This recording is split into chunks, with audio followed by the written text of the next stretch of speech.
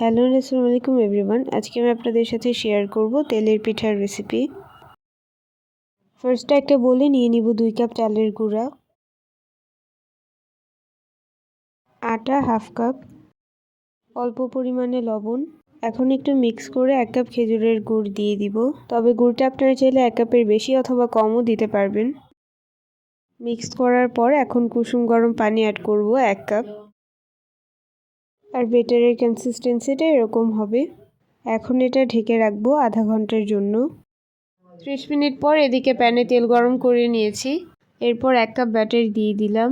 আর খুব বেশি তেল দিয়ে ভাজবেন না, এরকম অল্প পরিমাণে তেল দিয়ে তারপর ভাজবেন, তাহলে সবগুলো পিঠা ফুলবে। আর যখন তেলটা ভালোভাবে গরম হয়ে যাবে তখন ব্যাটারিটা দিতে হবে। এখন এভাবে সবগুলো পিঠা ভেজে নিব।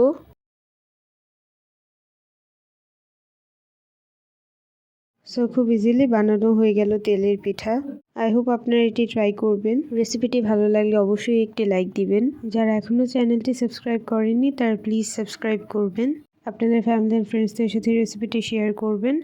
সবাই খুব ভালো থাকবেন। Stay happy and stay safe. Allah Hafiz.